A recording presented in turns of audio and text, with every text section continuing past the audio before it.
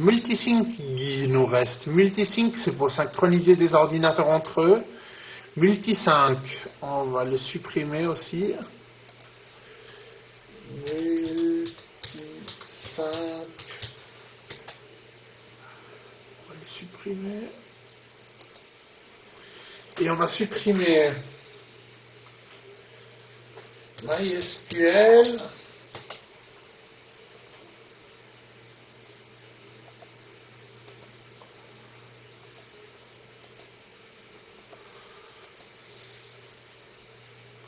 PerlDB SQL ne se laissera pas supprimer.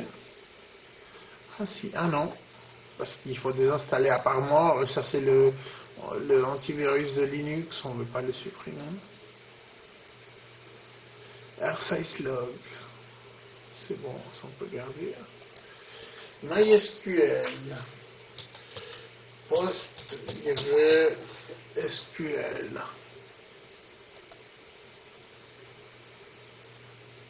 C'est bon, on a tout supprimé là-dessous.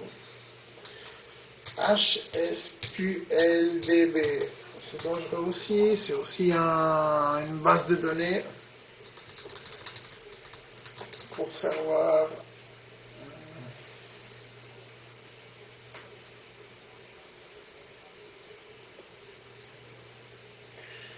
Quoi d'autre?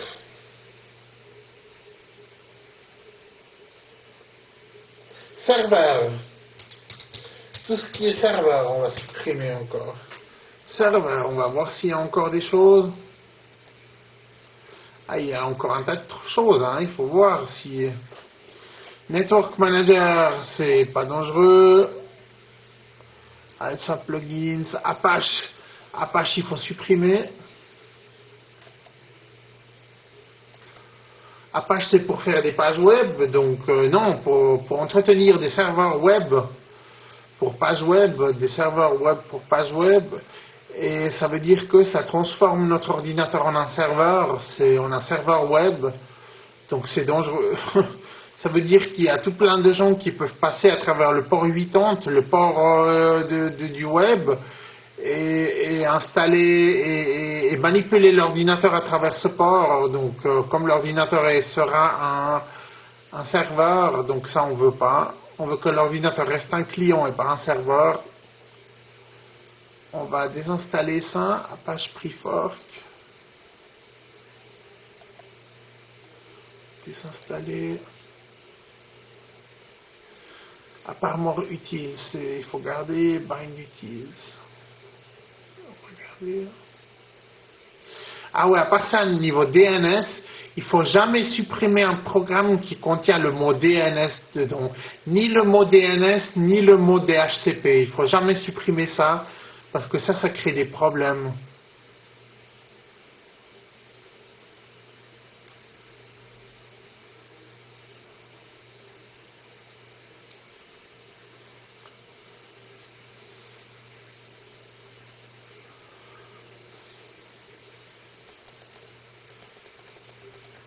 Evolution Data Server, on aurait pu le supprimer, hein. Ça me crée un peu du souci, hein, mais...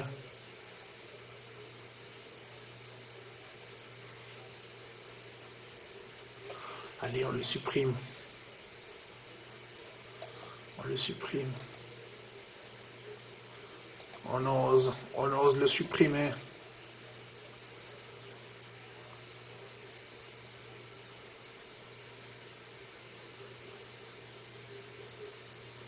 Apache Portable Runtime, APR Library. On va les supprimer.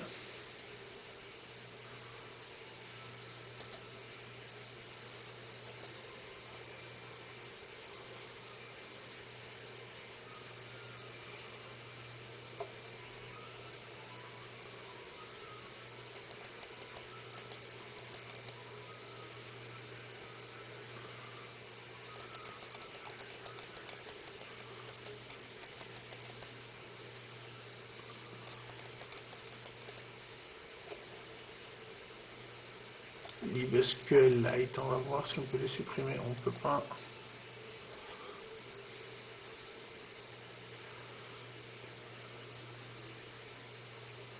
NFS serveur, on va voir si on peut les supprimer. Non.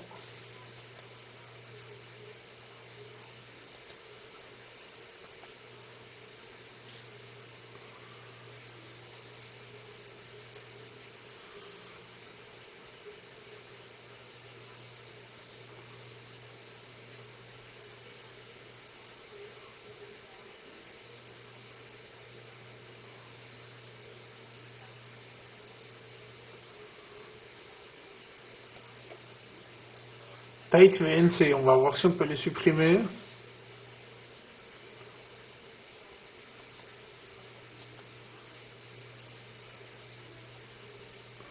On peut, c'est cool. Voilà, et tous les autres, on ne peut pas les supprimer. Xorg Server, c'est dangereux de supprimer parce que Xorg, ça a à voir avec le système graphique, donc avec le système de navigation graphique de OpenSUSE. Donc si on supprime quelque chose là-dedans, on ne pourra plus que faire du mode en ligne de commande. Donc par exemple, on ne pourra plus que se brancher en run level init 3, et on ne pourra plus se connecter en init 5, donc en mode graphique.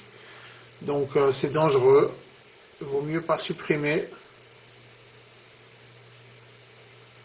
Voilà, on a tout supprimé ce qu'on voulait. Hein. Juste encore Apache, encore une fois. Apache.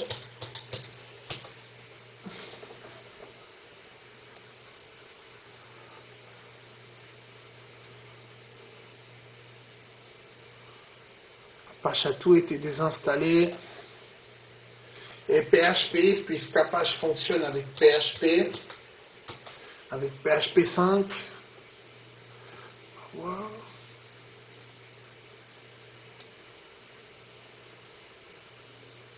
C'est bon, c'est tout bon. Alors maintenant, on n'a plus qu'à faire accepter. Et ça va désinstaller les programmes. Voilà. On fait accepter. Et ça démarre la désinstallation. On fait continuer. Ça veut dire, YAST nous dit que ça va désinstaller encore ces autres programmes, ou les installer, ça dépend. On dit OK, on continue. Et maintenant ça désinstalle. Et ce que j'aimerais dire encore, c'est que la désinstallation là, elle va durer très longtemps. Et ce qu'il y a de caractéristique, c'est que la barre d'avancement bleue là, elle ne va pas progresser, elle va rester toujours aux premiers 4 cm jusqu'à la fin de l'installation. Donc il ne faut pas croire que l'ordinateur a planté ou comme ça, ça dure vraiment très longtemps. Mais par contre, ça fonctionnera, donc il ne faut pas se faire de soucis. Il faut juste attendre 1 heure ou comme ça jusqu'à ce que ça ait tout désinstallé, un peu moins d'1 heure, je pense, ou 40 minutes ou 30 minutes. Et après, ça sera bon en fait. Bon allez, au revoir. Et puis en fait, ce qu'on pourra faire de par la suite, parce que là on a clos les préliminaires, on a désinstallé les programmes dangereux. Maintenant on pourra s'attaquer à la configuration, au fermage des ports, à travers YAST, à travers le système de gestion des des applications, voilà, on pourra fermer les ports des applications et calibrer le firewall, faire encore quelques réglages de sécurité et tout, et après gentiment on pourra faire les premières connexions à internet en fait, et on pourra faire ça de façon sûre, donc c'est vraiment ce qui compte quoi, donc voilà. Donc à la prochaine, on verra tout ça de par la suite. Je referai une vidéo pour ça. Allez, à plus, ciao ciao.